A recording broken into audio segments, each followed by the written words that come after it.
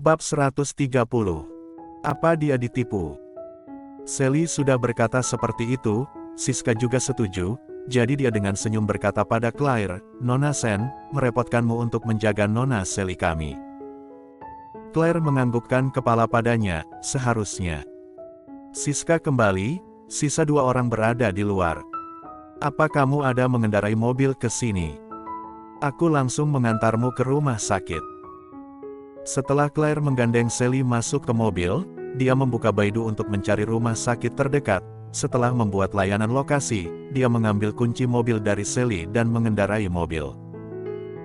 Mobil melaju ke jalan raya, Sally duduk di samping pengemudi, tapi ekspresinya sangat aneh.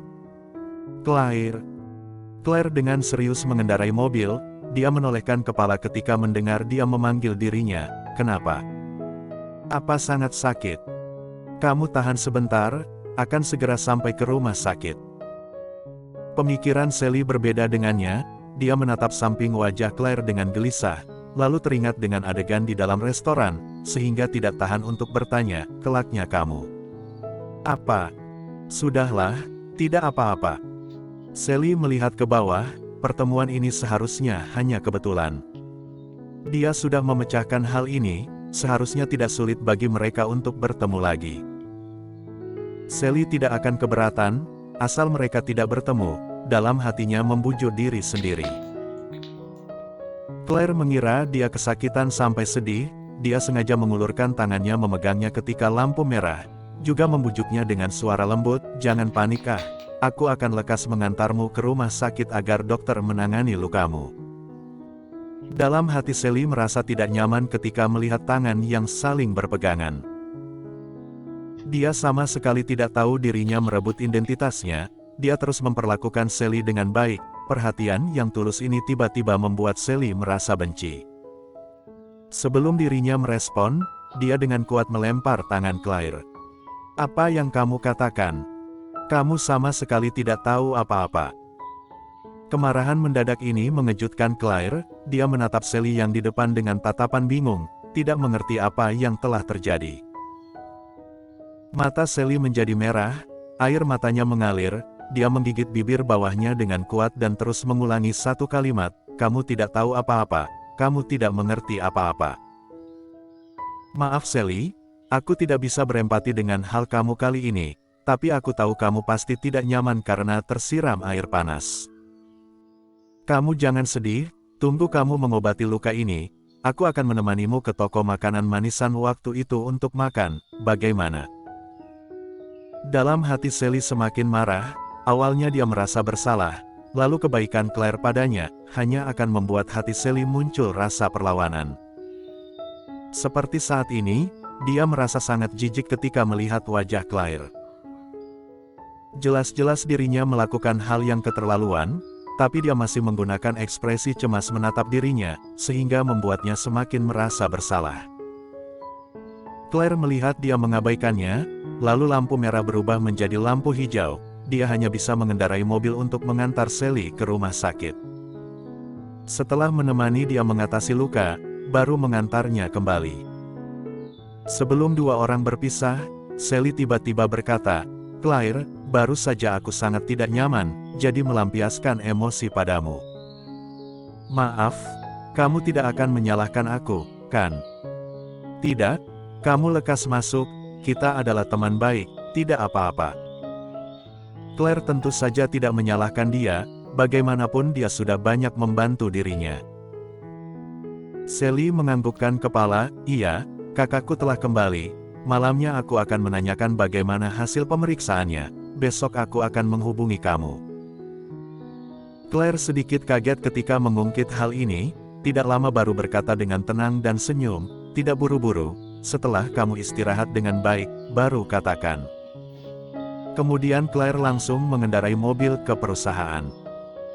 Setelah mengembalikan mobil pada Arthur, dia tiba-tiba teringat satu hal yang sangat penting, jadi langsung berlari ke kantor Colden. "Tok-tok, masuk." Claire membuka pintu kantor, setelah masuk langsung melihat Colden duduk di kursi roda, menatap layar komputer dengan ekspresi dingin. Dia mengangkat mata dengan santai ketika melihat dia masuk dan menatap wajahnya. Claire menarik nafas, juga dengan gugup menjilat bibirnya, lalu berjalan ke arahnya. Tubuhnya masih mengenakan jas pria Colden, dicocokkan dengan gaunnya yang berwarna biru, sehingga membuat Colden merasa enak dipandang. "Tuan Muda Ye, itu." Setelah Claire berdiri, dia dengan gugup melihat Colden. "Kenapa?" Colden menggerakkan alis, "Katakan saja apa yang ingin kamu katakan, jangan ragu." Claire merapatkan bibir, dengan suara kecil bertanya, "Makan hari ini?" "Baru kembali, sudah mengungkit makan tadi." Colden hampir saja memberinya ekspresi tidak senang, dia berkata dengan suara dingin, "Apa sampai sekarang masih ingat tentang makanan itu atau ada niat lain?" Claire Sen. Orang ini seperti ini lagi, sangat posesif, dia hanya bertanya, tapi dia dapat menghubungkan hal ini ke orang lain, dalam hatinya memberengnya tanpa daya dan menjelaskan, "Maksud aku adalah, hari ini aku lupa membayar tagihan makanan itu ketika aku pergi." "Oh." Colden dengan ekspresi dingin berkata, "Aku juga tidak membayarnya." Ekspresi Claire langsung berubah ketika mendengar ini, "Ada apa denganmu?" "Yes Corp yang mengundang Hans Corp untuk membahas masalah, juga aku yang memesan restoran ini, aku lupa membayarnya, mengapa kamu tidak tahu membayarnya?" Bagaimana jika meninggalkan kesan buruk pada Hans Corp?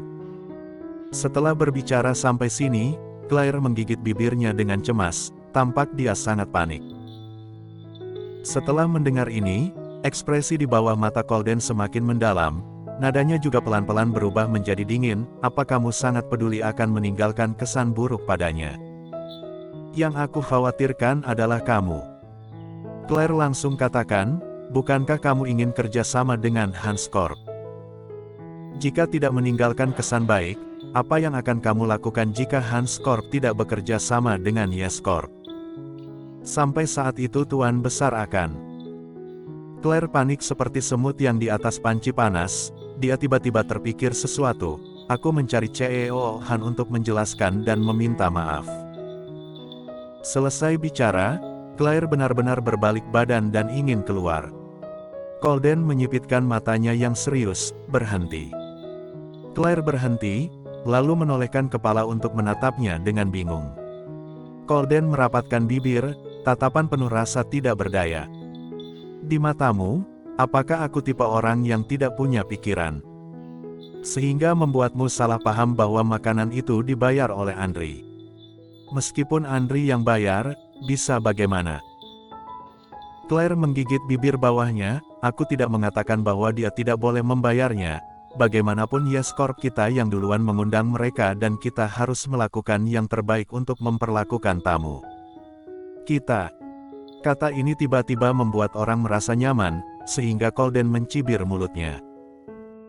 Senyuman dia sangat menarik perhatian dan Claire mendapatkan informasi, "Apa kamu sudah membayarnya?"